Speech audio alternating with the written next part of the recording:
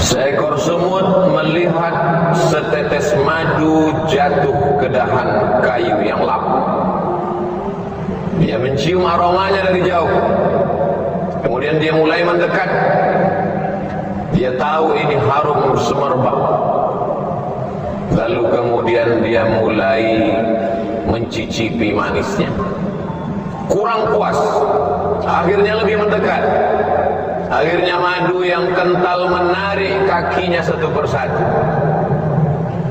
Lama-lama kepalanya, akhirnya seluruh badannya masuk ke dalam madu. Mati dalam keinginan hawa nafsu yang tak terbatas. Berawal dari keinginan mencicipi, berakhir dengan kematian yang fatal. Semut-semut yang lain pun datang melakukan perbuatan yang sama, mencicipi, terjerumus, tenggelam, dan mati. Akhirnya puluhan semut mati dalam setetes madu. Kalau mati dalam setetes racun biasa, tapi mati dalam setetes madu merupakan tragedi yang luar biasa. Manusia diharapkan tidak seperti itu, maka dikatakan afala ta'qilun, mengapa kamu tidak berakal? Afala tatafakkarun, mengapa kamu tidak berpikir? Afala tatadzakkarun, mengapa kamu tidak ingat? Fadzakir, ingatkan orang lain. Inna fa'atil dzikra, karena mengingatkan itu bermanfaat. Faqsusil qasasa, ceritakan tentang kisah-kisah mereka yang mati dalam setetes madu. La'allahum yatafakkarun, mudah-mudahan mendengar kisah itu terbuka cakrawala berpikir mereka, sehingga tidak terjerumus dalam lubang yang sama. Hanya keledai bodoh dan dungu yang terperosok dalam lubang yang sama dua kali. Tapi apa mau dikata, malang tak dapat ditolak, untung tak dapat diraih. Kehidupan manusia, sejarah berulang, musim berganti, isi dunia itu ke itu saja. Dulu, ribuan tahun yang silam, ada seorang yang gagah perkasa, 400 tahun berkuasa di atas dunia, dari timur dan barat, di bawah tapak kakinya. Sampai-sampai dia berkata, "Ailahun ghairi?" Adakah Tuhan selain aku? Dia tidak menantang Tuhan, tapi dia berkata, adakah Tuhan selain aku?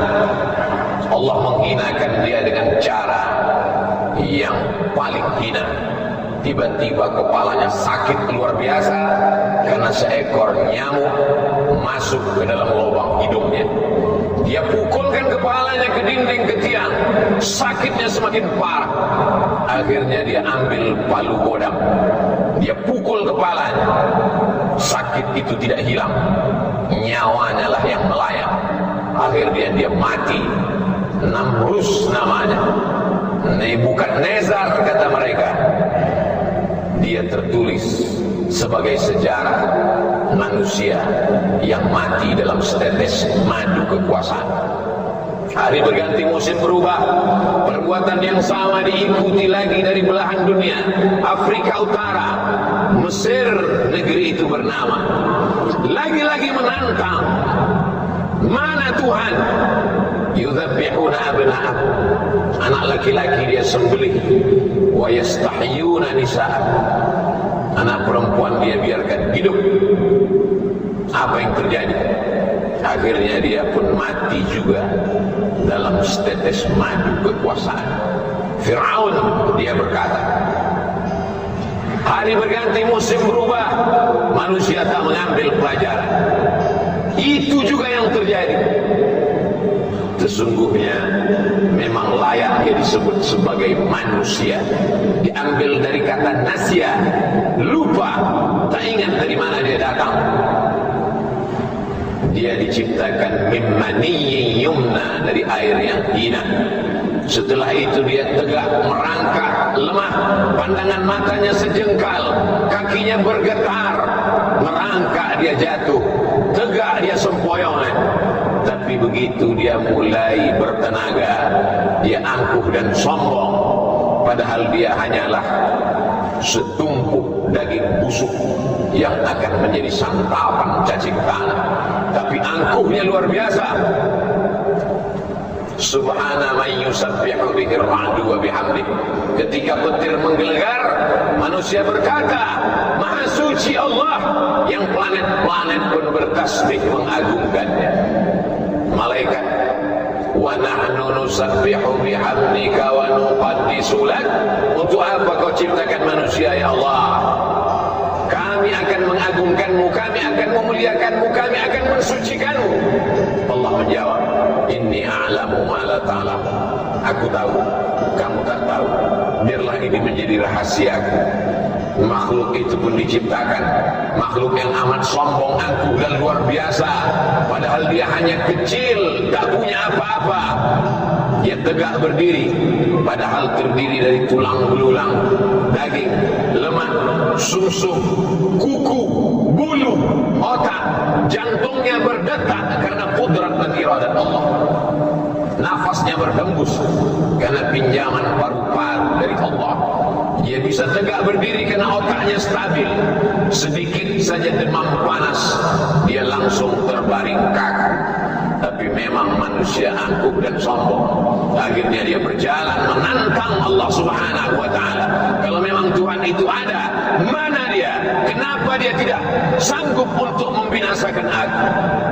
Inna rahmati sabaqat ghadabi. Sesungguhnya kasih sayang lebih mendahului murka. Azizun, Allah Maha Perkasa. Ghafur, tapi dia juga Maha Pengampun. Dibiarkannya makhluk yang sombong itu berjalan di atas muka buminya, menghirup udara miliknya, menghembuskan nafas dengan paru-paru ciptaannya. Lillahi ma fis samawati wa ma fil ardh. Apa yang ada di langit, apa yang ada di bumi, milik Allah. Semua dia pinjamkan.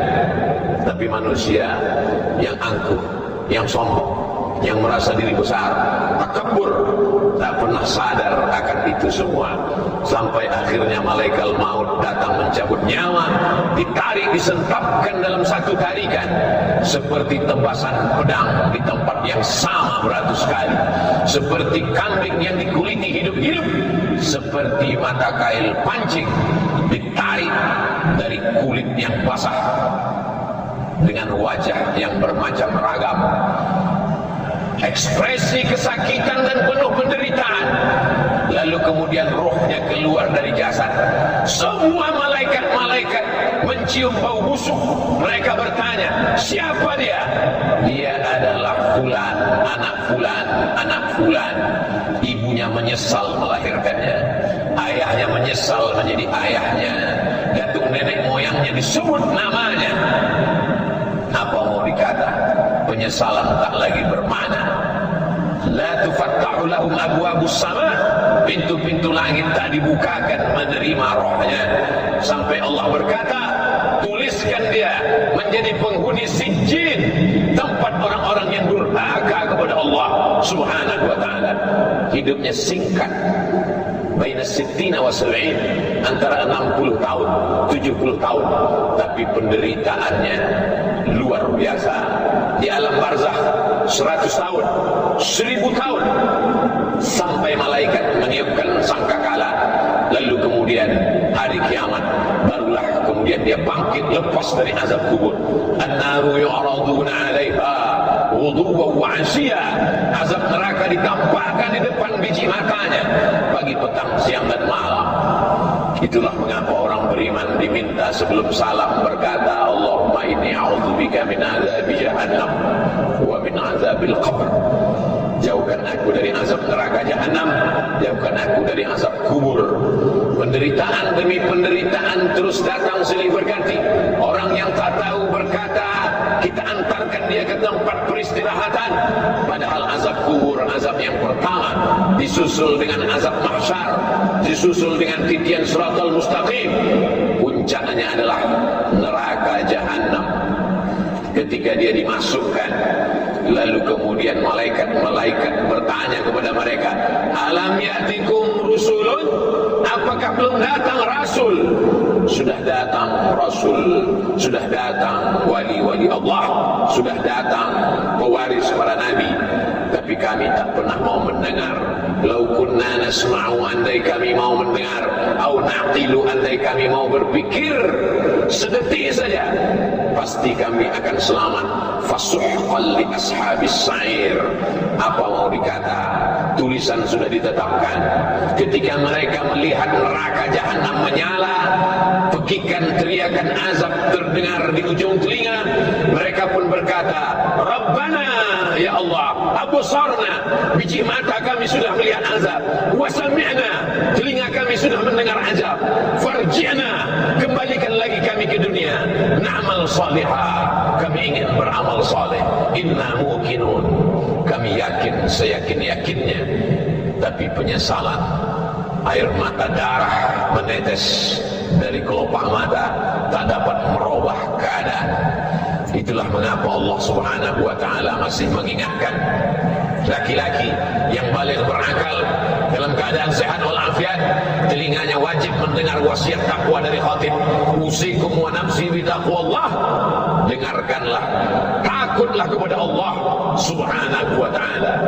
Andai kaki pernah melangkah ke masjid, andai tangan pernah mengusap kepala anak yatim, andai akal pikiran pernah berpikir bagaimana menolong rumah Allah, bagaimana menolong agama Allah, bagaimana menolong yatim, fakir, miskin, du'afa, hamba Allah yang teraniaya, andai mata pernah menetes di tengah malam, ainani, dua biji mata, la yamassuhuman nar, yang tidak terkena jilatan api neraka, ainun bakat min khasyatillah, andai pernah terbangun di tengah malam lalu berkata, Rabbana zalamna anfusana wa illam taghfir lana wa tarhamna lanakunanna minal khasirin.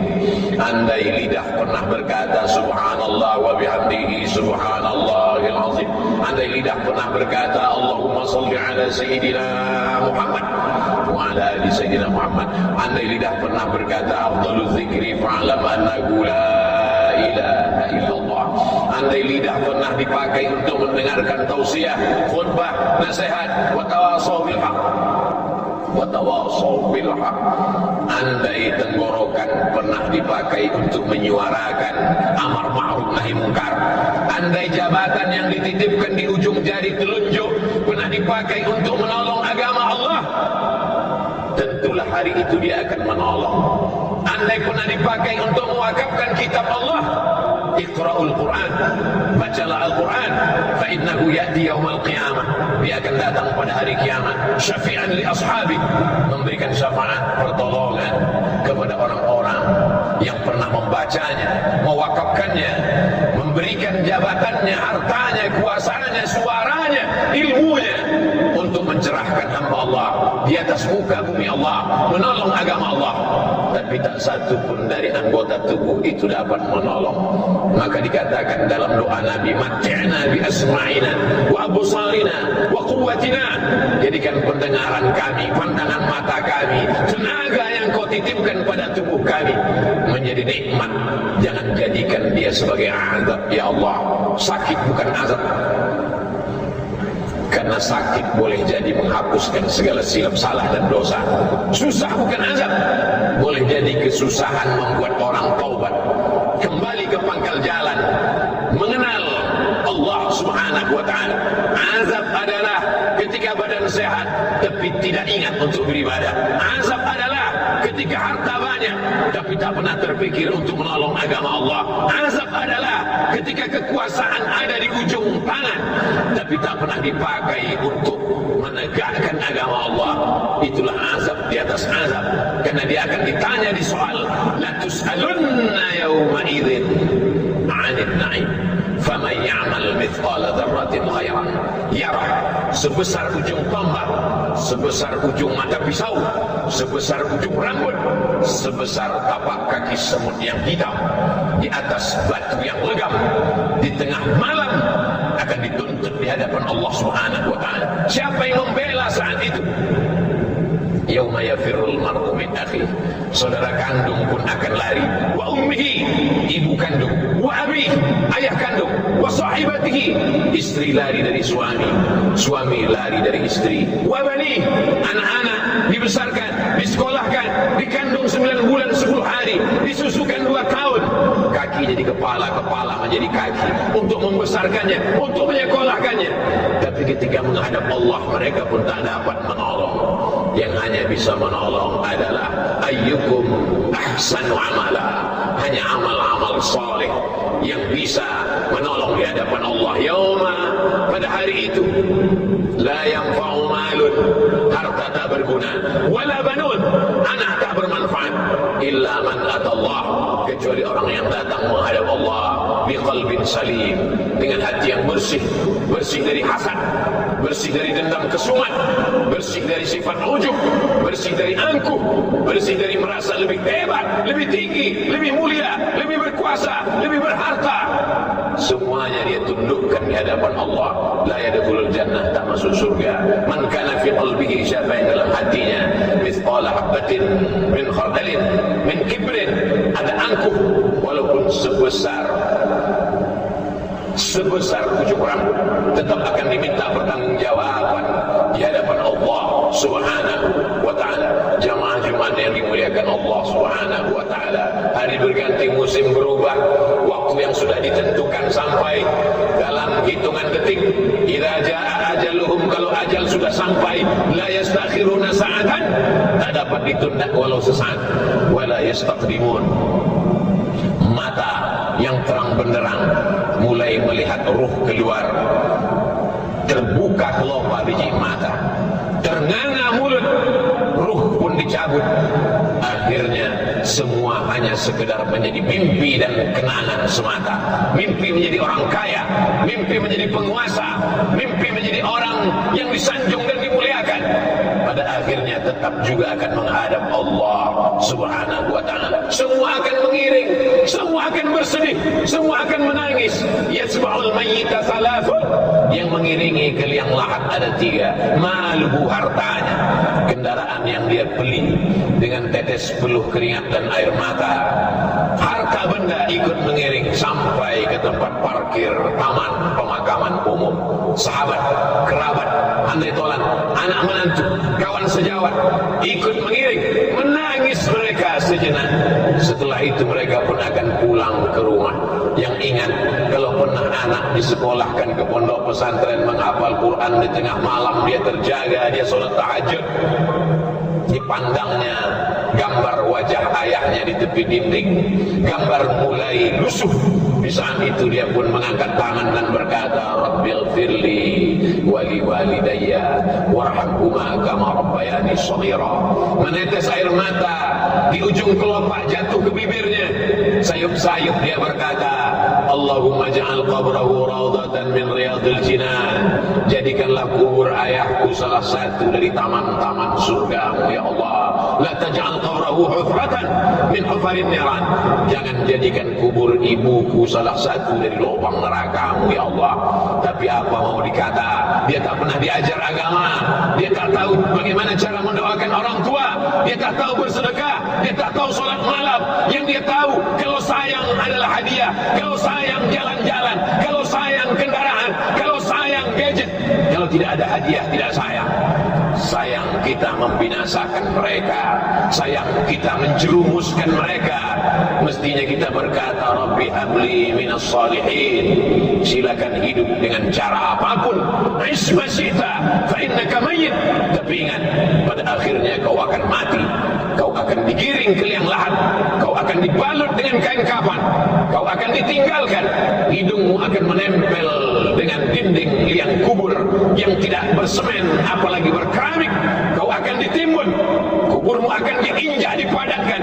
Mereka semua akan pulang ke rumah, rumah yang kau bangun bagaikan istana, kendaraan yang mahal, keluarga. Mereka semua akan berebut harta warisan. Datang sendiri, kembali pun sendiri menghadap Allah Subhanahu wa ta'ala.